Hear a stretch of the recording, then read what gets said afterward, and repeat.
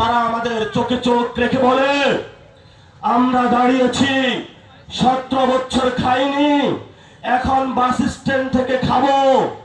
রংপুরবাসী এই বিএনপির প্রতারণার ফাঁদ আগেই বুঝতে পেরেছিল।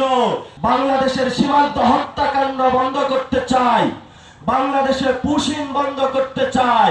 আমরা বলেছি আমরা জনগণের কাছে ফেরত যাব, আওয়ামী লীগের টাকার কাছে বিক্রি হব না, টেন্ডারবাজি করব না, বাস স্ট্যান্ড দখল দিব না, ভারতের সাথে নেগোসিয়েশন করব না।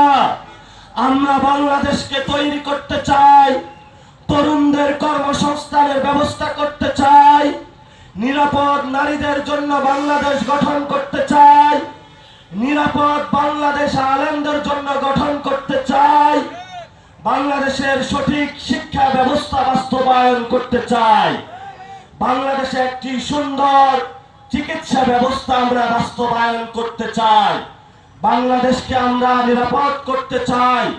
হিন্দু ভাইদের জন্য বাংলাদেশের সীমান্ত হত্যাকাণ্ড বন্ধ করতে চাই, বাংলাদেশে পুশিন বন্ধ করতে চাই, বাংলাদেশে পুলিশ সংস্কার করতে চাই, বাংলাদেশে মিলিটারি সংস্কার করতে চাই, বাংলাদেশে অর্থনৈতিক সংস্কার করতে চাই, বাংলাদেশে ব্যবসায়ী জগৎ সংস্কার করতে চাই, বাংলাদেশে যেইখানে অনুন্নত জীবন রয়েছে রংপুরবাসীর জীবনের ভাগ্যচক্র পরিবর্তন করতে চাই।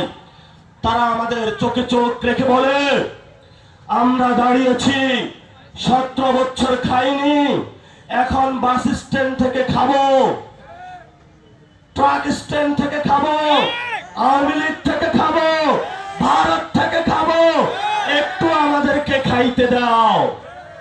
আমরা বলি বাবা গত 17 বছর খান নাই, এই জন্য কি আপনি এখন আপনার বাবার প্লেটে হাত বসাবেন, মায়ের প্লেটে হাত বসাবেন?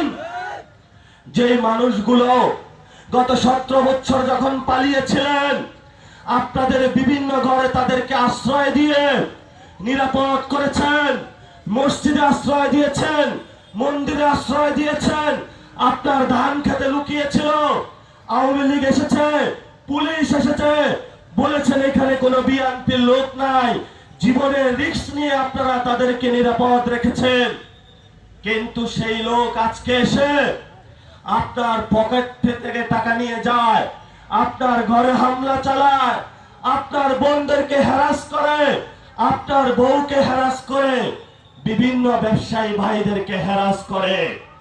আমরা এই স্বপ্ন পরিবর্তনের জন্য বাংলাদেশে যারা আসলেই পরিবর্তন করতে পারে আপনাদের কাছে এসেছি। রংপুরবাসী এই বিএনপির প্রতারণার ফাঁদ আগেই বুঝতে পেরেছিল, এই জন্য জাতীয় নির্বাচনে আগেই তারা 11 দলীয় জোটে সিল দিয়েছিল। রংপুর থেকে যেভাবে 24-এর গণ অভ্যুত্থান শুরু হয়েছিল তেমনি বাংলাদেশে বিএনপির প্রতারণা, জুলাইকে বিকৃত করা, বাংলাদেশের মানুষকে ধোঁকা দেওয়া, বিএনপির পতন ধ্বনি রংপুর থেকেই শুরু হয়েছে।